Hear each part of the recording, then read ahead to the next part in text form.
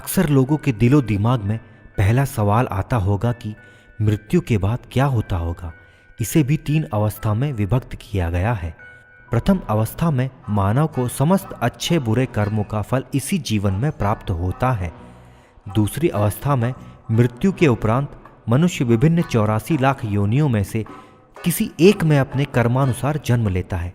तीसरी अवस्था में वह अपने कर्म के अनुसार स्वर्ग या नरक में जाता है। गरुड़ पुराण के दूसरे अध्याय में प्रेत काल या नरक में पहुंचने पर जीवन में किए गए पापों के अनुसार कैसे यम के दास सजा या यातनाएं देते हैं, इसके बारे में बताया गया है। इनमें से कुछ सजाओं के बारे में हम यहाँ बताने वाले हैं।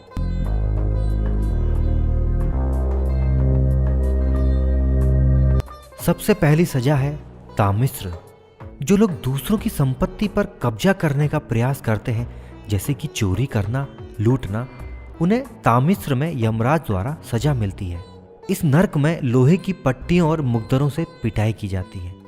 यह तब तक करते हैं जब तक उस पीड़ित के खून न निकल आए और वह बेहोश न हो जाए। दूसरा नरक है अंधा मित्रम। जो पति पत्नी अपने रिश्ते को ईमानदारी से नहीं निभाते हैं और एक दूसरे को धोखा देते हैं, उन्हें अंधा मित्रम की सजा दी जाती है। अंधा मित्रम में तामिश्र की तरह ही पीड़ा दी जाती है, लेकिन इसमें पीड़ित को रस्सी से इतना कसकर बांधते हैं जब तक कि वह बेहोश ना हो जाए। तीसरा नरक है राउरवम। जो लोग दूसरों की संपत्ति या संसाधनों का आनंद लेते हैं, उनको ये नरक प्राप्त होता है। उनको राउरम में खतरनाक सांपों से सजा दी जाती है, जहां पर रूरू नाम की नागिन उन्हें तब तक सजा देती है जब तक कि उनका समय समाप्त नहीं हो जाता। अगला है महारौरवम। किसी अन्य की संपत्ति को नष्ट करना, किसी की संपत्ति पर अवैध कब्जा करना, दूसरों के अधिकार को छीन लेना और संपत्ति पर अवैध कब्जा करना। जो भी ऐसे पाप करता है उसे महारौरव नरक में सजा दी जाती है। यहाँ भी उनको जहरीले कई प्रकार के सांपों से कटवाया जाता है। अगला नरक है कुंभी पाकम। जो लोग अपने मजे के लिए जानवरों की हत्या करते हैं, उनको इस नरक में लाया जाता है। यहाँ उनको गर्म तेल के बर्तनों में उबाला और तला जाता है। अगला नरक है असित पात्र। जो लोग अपने कर्तव्यों का परित्याग करते हैं, भगवान के आदेश को नहीं मानते हैं और धर्म प्रथाओं का उल्लंघन करते हैं, उनको असित पात्र नामक नरक में सजा दी जाती है।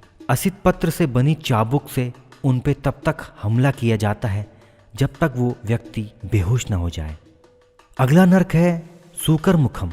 जो लोग अपने कर्तव्यों का त्याग करते हैं, कुशासन द्वारा अपने लोगों को सताते हैं, निर्दोष लोगों को सजा देते हैं और गैर कानूनी गतिविधियां करते हैं, ऐसे लोगों को सूकर मुखम नामक नरक में सजा दी जाती है।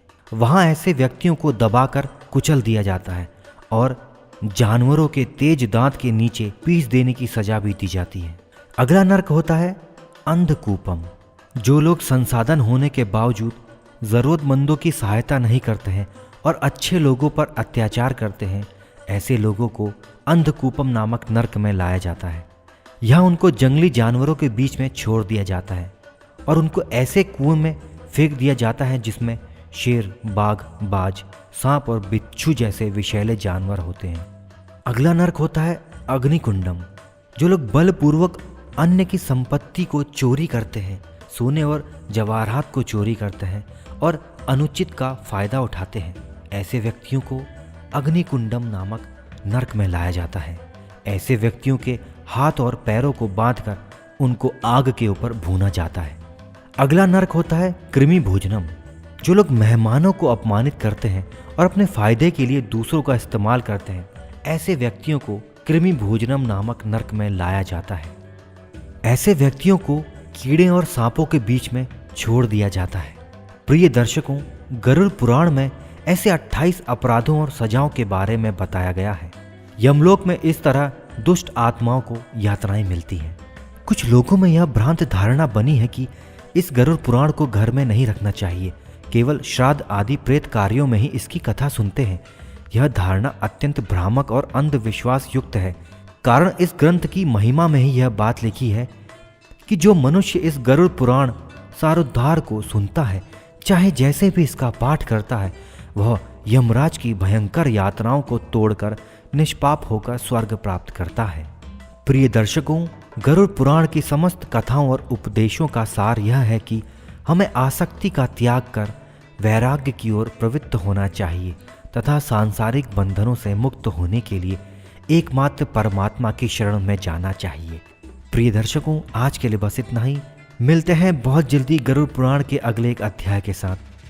तब तक के लिए नमस्कार।